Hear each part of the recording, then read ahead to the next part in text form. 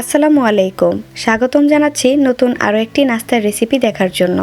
আজকে আপনাদের সাথে শেয়ার করব একটি ডিম আর 1 কাপ আটা দিয়ে ভীষণ মজার মুড়মুড়ে নাস্তা, যা সংরক্ষণ করা যাবে 15 দিনের মতো। খুব সহজে তৈরি করে নেওয়া যায় আর খেতেও হয় ভীষণ মজার। চলুন তাহলে রেসিপিটি দেখে নেওয়া যাক।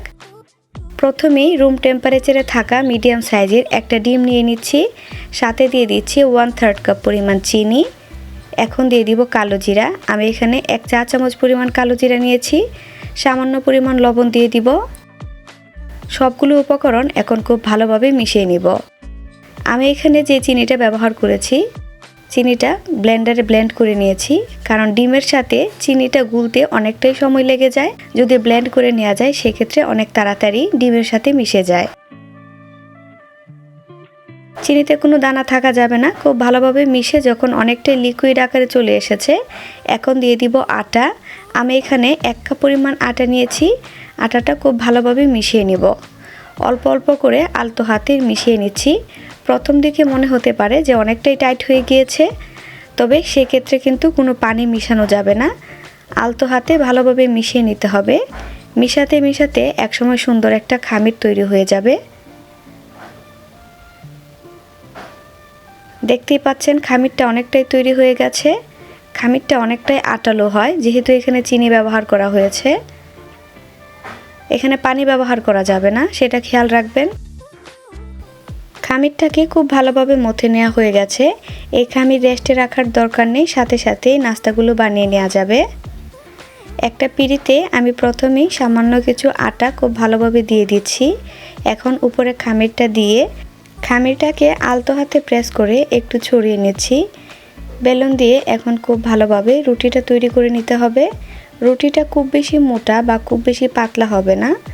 যদি দেখেন বানানোর সময় পিঁড়ি অথবা বেলুনের মধ্যে রুটিটা আটকে যাচ্ছে, সেক্ষেত্রে সামান্য পরিমাণ চালের গুঁড়া দিয়ে দিবেন। রুটিটা তৈরি করে নেওয়া হয়ে গেছে।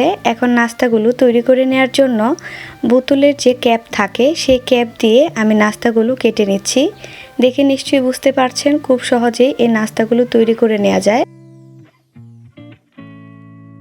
অর্ধেকটা করে কেটে নিলে সুন্দর একটা শেপ আসে নাস্তার। আমি সবগুলো নাস্তায় একইভাবে কেটে নিব। নাস্তাগুলো কেটে নিয়ে খুব বেশিক্ষণ অপেক্ষা করা যাবে না।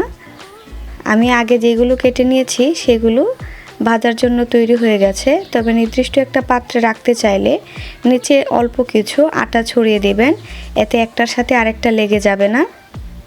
মিডিয়াম টু হাই হিটের মাঝামাঝি তেলটাকে গরম করে নিয়ে আমি নাস্তাগুলো ভেজে নিচ্ছি।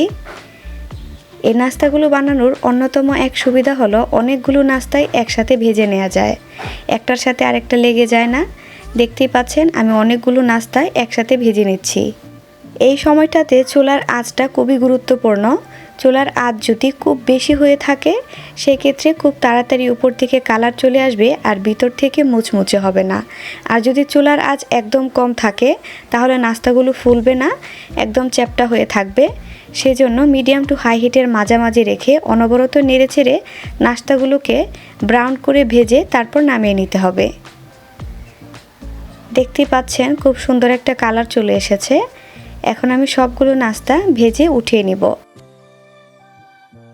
অল্প সময়ে এই নাস্তাগুলো তৈরি করে নেওয়া যায় আর খেতেও কিন্তু ভীষণ মজার হয়। ঝটপট নাস্তা তৈরি করতে চাইলে এই রেসিপিটি একবার ট্রাই করে দেখতে পারেন। ছোট বড় সবাই অনেক পছন্দ করবে।